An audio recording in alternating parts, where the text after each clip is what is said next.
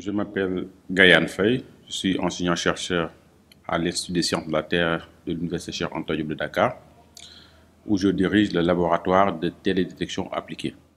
Par ailleurs, je suis le coordinateur du programme spatial sénégalais basé au niveau du ministère de l'Enseignement supérieur, de la Recherche et de l'Innovation, le MESRI. Depuis 2 jours, on a regroupé les acteurs du géospatial au Sénégal, ici à la DER, pour réfléchir sur l'utilisation des données géospatiales pour soutenir le développement économique du Sénégal, pour développer les métiers du géospatial. Parce qu'aujourd'hui, le géospatial est incontournable. Aujourd'hui, le géospatial fournit beaucoup de services, beaucoup de produits qui peuvent être utiles pour soutenir le développement de nos États. Donc il est important qu'on réfléchisse comment optimiser et comment utiliser de façon efficace et exploiter sur tout le potentiel du spatial pour soutenir notre développement. C'est pour ça que depuis 2 jours, on a réfléchi sur la formation. Comment faire pour renforcer la formation dans le domaine de la géomatique, dans le domaine du spatial, dans sa globalité. Pourquoi? Parce qu'il est important, si aujourd'hui on veut exploiter le spatial, de disposer de ressources humaines suffisantes, capables de porter le projet du spatial. On a réfléchi aussi sur les applications, différentes applications, sur la Smart City, sur les applications agricoles, sur l'économie bleue et sur tant d'autres. Pourquoi? Parce qu'il est important aujourd'hui que tous ces secteurs d'activité puissent bénéficier de l'apport de la donnée géospatiale, puissent bénéficier du potentiel offert par le spatial. Parfois, quand vous discutez de gens, quand tu parles du spatial, ils pensent très haut. Ils pensent à des choses qui sont inaccessibles. Ils pensent à des choses qui sont très compliquées. Alors que le géospatial, c'est quelque chose qu'on utilise tous les jours. C'est quelque chose qui nous sert tous les jours. Je donne quelques exemples simples. Aujourd'hui, quand vous traînez dans Dakar, avec votre téléphone portable, vous pouvez voir là où il y a les embouteillages. Vous pouvez facilement savoir les rues ou là où vous devez passer pour arriver à votre destination. Ça, c'est grâce aux données géospatiales. Ça, c'est grâce aux données satellitaires. Aujourd'hui, on parle d'agriculture intelligente. On parle d'optimisation des ressources agricoles. On parle d'optimisation de nos ressources. Aujourd'hui, grâce aux données géospatiales, grâce au spatial, on peut suivre notre agriculture. On peut avoir des données fiables sur notre agriculture pour aider les décideurs à faire une bonne planification. On parle d'inondation. On est à la veille de la saison des pluies.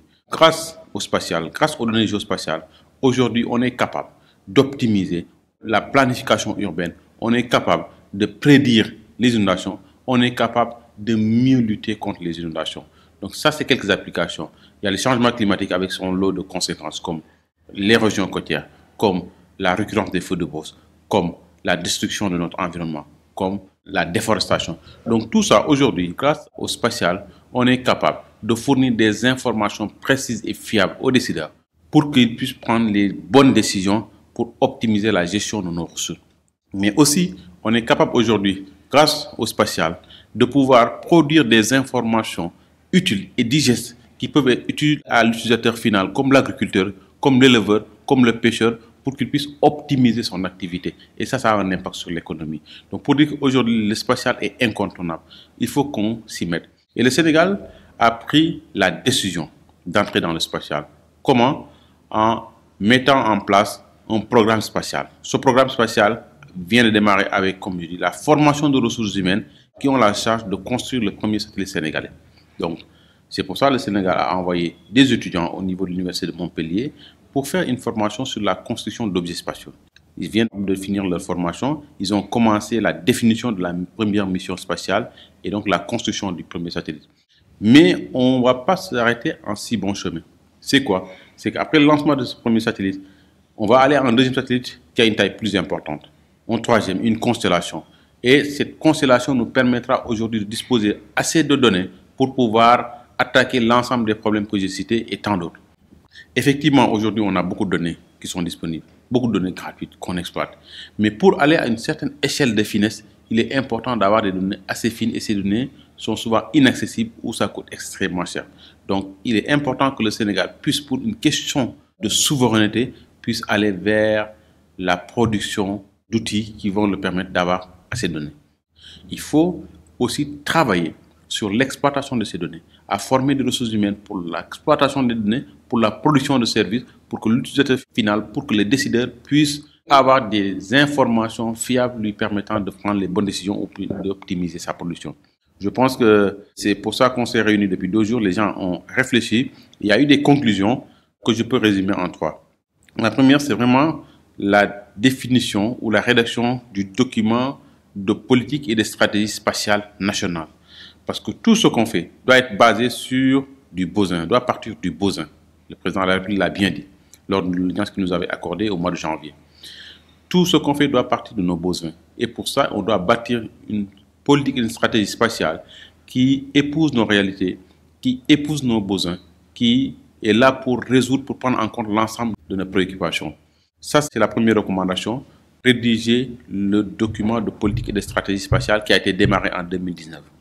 La deuxième chose, c'est qu'il faut mettre ensemble l'ensemble des acteurs. Quand je dis l'ensemble des acteurs, je parle du secteur privé, je parle du secteur académique, je parle du secteur public, je parle des utilisateurs finaux. L'ensemble de ces acteurs-là doivent être mis ensemble sous forme de cluster. Et ce cluster aura en charge d'appuyer, d'accompagner tout ce que l'État a comme initiative. Parce qu'il faut le savoir, on a le GICC, qui est le cadre qui a été créé par le décret présidentiel. Et aujourd'hui, il faut que ce cluster-là puisse accompagner le GICC, puisse accompagner la politique et la stratégie spatiale, puisse accompagner la future agence spatiale sénégalaise dans la mise en œuvre de politique et stratégie spatiale. Parce que l'objectif, c'est quoi? C'est arriver à créer une agence spatiale sénégalaise. Le Sénégal doit disposer d'une agence spatiale pour prendre en charge la question spatiale. Et enfin, la dernière recommandation phare, c'est la formation. Aujourd'hui, au Sénégal, on n'a pas un institut dédié à la formation du spatial ou du géospatial. Bien vrai que dans les universités, il y a des initiatives, des modules de formation souvent qui sont intégrés dans des curricula, mais il est important aujourd'hui qu'on puisse former des géomaticiens, des experts dans le domaine spatial. Et pour ça, on a une recommandation forte pour que le Sénégal puisse construire ou mettre en place un institut dédié au spatial. Mais aussi, ne pas se limiter à ça, c'est que toutes les formations, les initiatives existantes dans les universités, il faut les renforcer, il faut les équiper, il faut les accompagner. Et donc cela nous permettra de disposer de ressources humaines suffisantes et bien qualifiées, capables de porter le projet spatial du Sénégal.